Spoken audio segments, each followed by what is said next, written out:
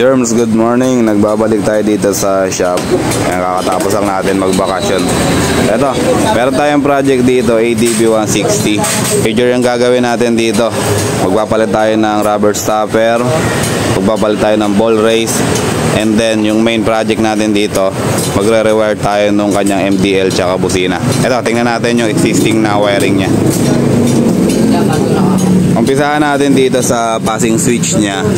Ito kasi nakalagay lang dito sa brake lever, so ayaw ni sir ng ganito. Ang ginamit na switch kasi dito ay limit switch. Although momentary din to, pero hindi talaga siya yung naka-design for passing light. Ngayon ang gagawin natin dito, yung as usual na ginagamit natin, yung magbubutas tayo dito, maglalagay tayo ng button type na heavy duty. Next natin na papalitan, itong tri-switch na to kasi naglulus na, tsaka matigas na, hindi na gumagana yung isang part nito.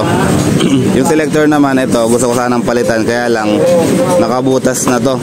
Ito kasi nakatagilid kasi yung pagkakabutas dito, kaya hindi maganda tingnan. Usually kasi dito kami naglalagay sa ibabaw, so naka vertical talaga siya. Since ito butas na, wala na tayo masyado magagawa dito. Ito na lang din yung gagamitin natin.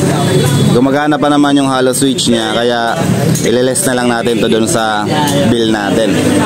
Okay, so mapunta tayo dun sa pinaka-wiring nya.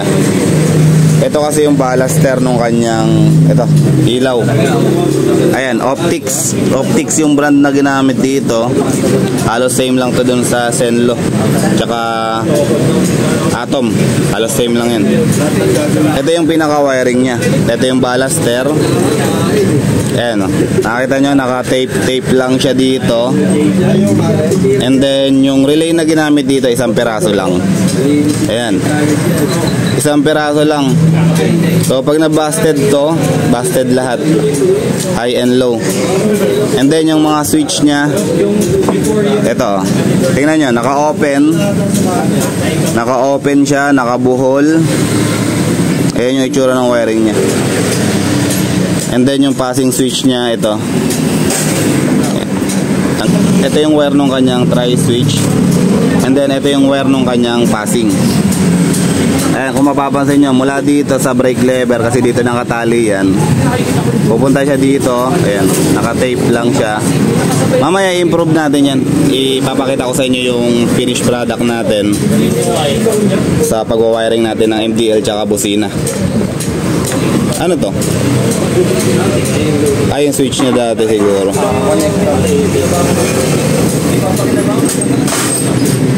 And then yung ground niya, ito yung kulay black na yan, nakakonect siya dito, itong part na to. Ang gagawin naman natin dito sa ground, improve pa rin natin to, direkta tayo dun sa battery para mas malakas yung power. Okay, so mamaya kung mapapansin nyo, sobrang dumi nito, sobrang alikabok, mabuhangin. Lilinisin natin yan, magmumukhang bago yan mamaya, papakita ko sa inyo.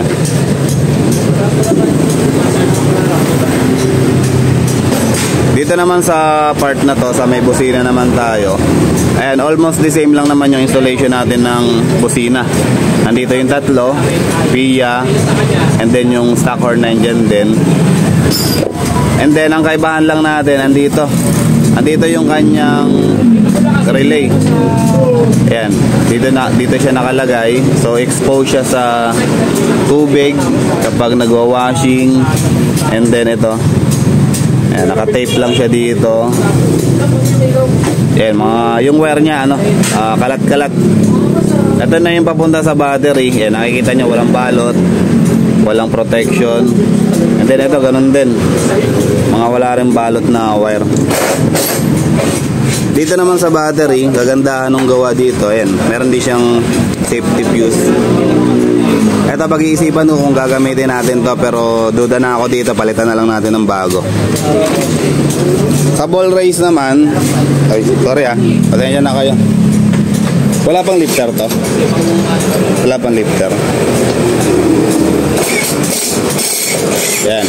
Sa ball race naman, ito, tingnan nyo, ililigo ko siyang ganyan, tapos ibabalik natin sa gitna ng kusa. Ayan. Kung Nakakanto na siya sa gitna. Ayan. Ito yung manibela niya. Bumabalik na sa gitna, may kanto na tsaka sobrang tigas na. So mamaya ayusin natin yung lahat dyan. Yung rubber stopper, yung wiring ng busina tsaka ilaw, tsaka yung manibela. Pagsasabay-sabayin natin dito sa project na to.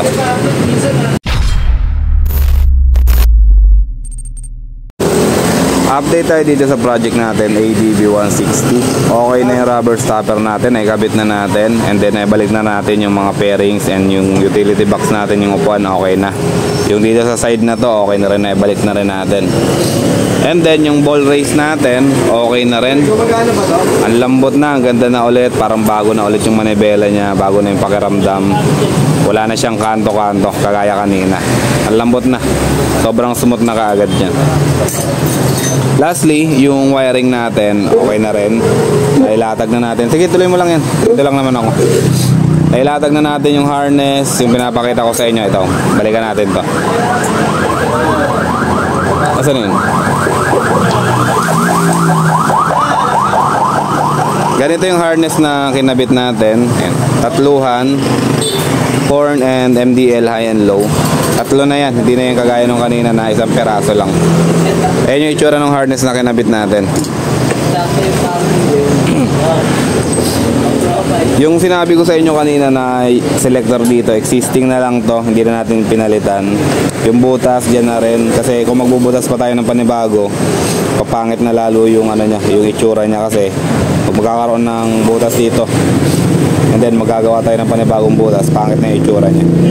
Okay, balikan natin yung switch natin. Yung kanina na nandito na limit switch na ginamit para sa passing, pinalitan na natin ng button type. Ito na siya. And then yung tri-switch na nandito, yung defective na, pinalitan na natin ng EXL Zenlo na tri-switch. Ito mas maganda na to kasi silyado na yung likod. Yan, silyado na yan. Maganda na yung kapit niya dyan. And then yung wiring natin dito, kung kanina napansin nyo may mga nakakalat dito na wire na naka-electrical tape lang, eto hindi na. Eto may ginamit na tayo ditong flexible hose, and then binalot natin ng maayos ng tape para mas additional protection siya. And then tinali natin ng maayos para naka-flow siya ng maganda.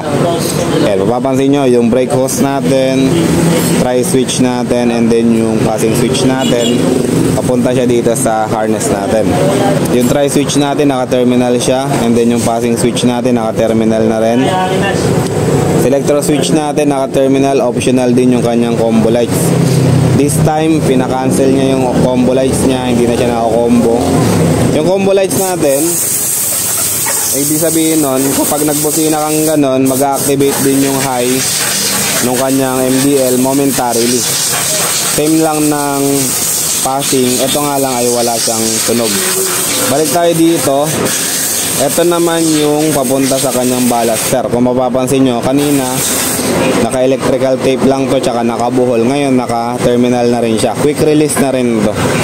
Just in case magka-problema yung ilaw, kailangan palitan, hindi na tayo mag-wiring ulit ng panibago. Talagyan lang natin ng terminal yung ballaster, and then isasaksak ulit natin siya dito. Kagandahan sa harness na to, meron siyang abang na wire dito para sa kanyang Bosch Europa, just in case mag-upgrade siya ng busina. Wala na tayong wiring na gagawin. And then lastly, baba tayo dito sa may busina. Okay na, naka-terminal na sila ng maayos. Ayan, goods na yan. Loy, may nakalimutan ka ditong tidy, yung ito. Ito kasi yung kanina, ito kasi yung after ignition na pinagguhanan kanina. Ngayon, pag may mga ganito kaming case na rewiring, iniiwan namin ng ganyan. Maayos naman, iniiwan namin siya ng naka-tidy para meron kaming basihan doon sa last na wiring niya. Parang parang may pirma. Hindi na namin yan tinatanggal, pero pinuputol natin ng maayos para meron tayong tanda na itong motor na to ay rewiring. Okay. So, tapos na tayo dito sa project natin. Kinakompleto na lang natin yung mga part na tinanggal natin. Kagaya nito, caliper, nagpalit din ng brake pad kasi pud-pud na yung brake pad niya.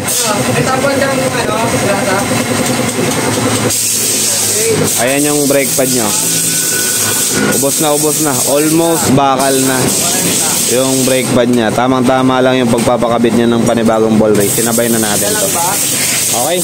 So, sa mga gusto magpa-wiring, mag-PM lang kayo dito sa JR Moto Works. Ayan, located kami dito sa 249 East Bank Floodway. Along highway lang kami. Ayan yung highway. Makikita nyo kami kagad dito. May karatula tayo. JR Moto Works. Ayan. Mag-PM muna kayo para ma-schedule yung mga motor ninyo. Tapos mabigyan namin kayo ng slot. Para na rin magkaroon kayo ng idea kung magkano yung aabutin ng rewiring natin dito. Tumatanggap kami dito ng rewiring. Kahit sino pang gumawa niyan, tinatanggap namin dito. Wala tayong ano dyan, wala tayong pinipili. Siya nga pala, banggitin ko na rin. Kanina diba sobrang dumi dito, sobrang alikabok, buhangin. Ayan, nilinis na rin natin yan para maliwalas na ulit siya tingnan.